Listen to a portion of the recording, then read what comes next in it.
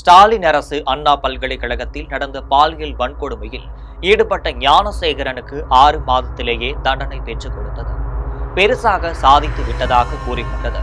இதன் உடன்பிறப்புகள் கொஞ்ச காலத்திற்கு டமார் அடித்துக் கொண்டார்கள்.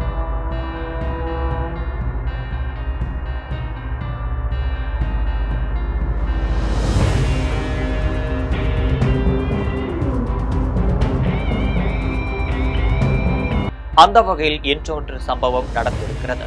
அது என்ன என்பதை இந்த செய்தியில் விரிவாக பார்க்கலாம்.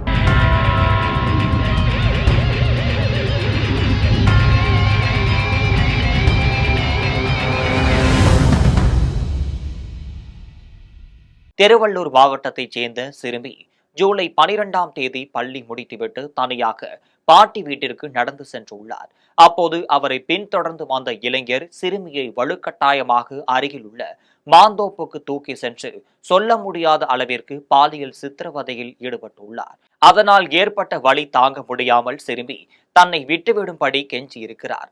அந்த ஈவு இரக்கமற்ற இளைஞன் சிறுமியை மிரட்டி தன்னுடைய வக்ரத்தை தீர்த்து கொண்டிருக்கிறான். இந்த சமயத்தில் இளைஞனுக்கு போன் அழைப்பு ஒன்று வந்திருக்கிறது. அதை பயன்படுத்தி கொண்ட சிறுமி அவனிடமிருந்து தப்பி ஓடி வந்திருக்கிறார். பின்னர் அந்த சிறுமி நடந்த சம்பவத்தை குடும்பத்தினரிடம் கூறி கதறி அழுதிருக்கிறார். சிறுமி கூறிய இடத்திற்கு அவரது குடும்பத்தினர் சென்று பார்த்தபோது அந்த இளைஞர் அங்கு இருந்து தப்பித்துள்ளார். பின்னர் இச்சம்பவம் தொடர்பாக ஆரம்பாக்கம் காவல் நிலையத்தில் புகார் அளிக்கப்பட்டது. இது போக்சோ வழக்கு என்பதால் கும்மிடிப்பூண்டி அனைத்து மகளிர் காவல் நிலையத்தில் மாற்றப்பட்டு போலீசார் தீவிர விசாரணை மேற்கொண்டு வந்துள்ளனர். இந்த சம்பவம் நடந்து 10 நாட்களுக்கு மேலாகியும் கூட குற்றவாளியை போலீசார் பிடிக்க முடியவில்லை. அதனால் சிசிடிவி கேமராவில் சிக்கிய குற்றவாளியின் உருவப்படத்தை AI தொழில்நுட்பத்தின் உதவியுடன் போலீசார் வரைந்து அதை தமிழ், ஆங்கிலம், இந்தி, தெலுங்கு ஆகிய மொழிகளில் போஸ்டர் அடித்த போலீசார் அவரை பற்றி தகவல் தெரிவிப்பவர்களுக்கு 5 லட்சம் ரூபாய் பரிசாக வழங்கப்படும் என தெரிவித்திருக்கின்றனர். அப்படி அறிவித்தும் எந்த தகவலும் போலீசாருக்கு கிடைக்கவில்லை.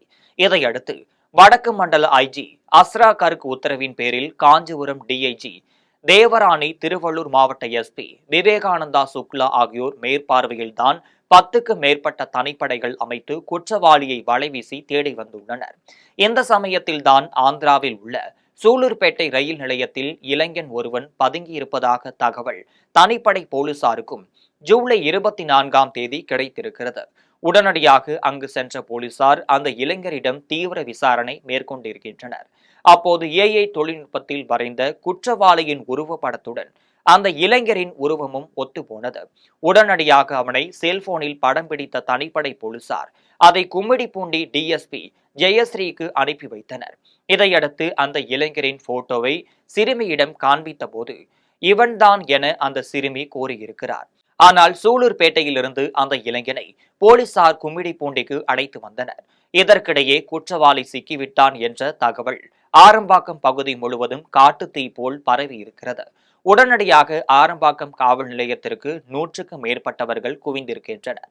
ஆனால் போலீசார் பாதுகாப்பு போடப்பட்டதோடு குற்றவாளி என கருதப்படும் இளைஞனை வேறு ஒரு காவல் நிலையத்திற்கு தனிப்படை போலீசார் அழைத்து சென்று விசாரணை மேற்கொண்டிருக்கின்றனர். இது குறித்து போலீஸ் IG அஸ்ரா கர்க் எங்களின் முதற்கட்ட விசாரணையில் அசாமைச் சேர்ந்த இளைஞன் ஒருவன் சிக்கியிருக்கிறான். அவனிடம் போட்டோவை சிறுமிக்கு அனுப்பி அவன்தான் குற்றவாளியா என விசாரித்து வருகிறோம். சிக்கிய நபரின் முழு விவரம் குறித்து 8 DSPகள் கொண்ட குழு விசாரணை மேற்கொண்டு வருவதாகவும் தெரிவித்திருக்கிறார். தனிப்படை போலீசார் பிடிபட்ட இளைஞன் முதலில் பஞ்சாப் என கூறினான். அதன் பிறகு அசாம் என்று கூறியிருக்கிறார். அதனால்தான் அவரிடம் தீவிர விசாரித்து வருகிறோம். சூலூர்பேட்டையில் உள்ள தாபா ஒன்றில் அவன் பணியாற்றி வருகிறான் என்ற தகவல் தற்பொழுது கிடைத்திருப்பதாகவும் சொல்லப்படுகிறது. அவனிடம் இருந்த செல்போன் ஒன்றையும் பறிமுதல் செய்து ஆய்வுக்கு அனுப்பியிருக்கிறோம் என்கின்றார்கள். 13 நாட்களாக போலீசாருக்கு தலைவலியாக இருந்த சிறுமி போக்சோ வழக்கின் குற்றவாளி சிக்கியிருப்பதால் திருவள்ளூர் மாவட்ட போலீசார் நிம்மதியடைந்திருக்கிறார்கள். இதை பற்றி முதல்வர் ஸ்டாலின் ஏதோ தமிழக போலீஸ் சாதித்து விட்டதாக மார்த்தட்டிக் கொள்கிறார். கடந்த 1 வருடமாகவே திருநெல்வேலி மாவட்ட காங்கிரஸ் தலைவர் ஜெயக்குமார் யார் கொன்றார்கள் என்பது இன்னும் தெரியாமல் இருந்து வருகிறது. உண்மையில் தமிழக போலீசார் செயல்பாடு கடந்த 4.5 ஆண்டுகளாக முற்றிலும் முடங்கி போய் கிடக்கிறது. இன்னும் சொல்ல போனால் ஸ்டாலின் தந்தை கருணாநிதி சொன்னது போல்தான் தமிழக போலீசாரின் ஈரல் கெட்டு போய் உள்ளது. மேலும் இது போன்ற அரசியல் நிகழ்வுகளை காண ஜெம் தொலைக்காட்சியை சப்ஸ்கிரைப் பண்ணுங்க.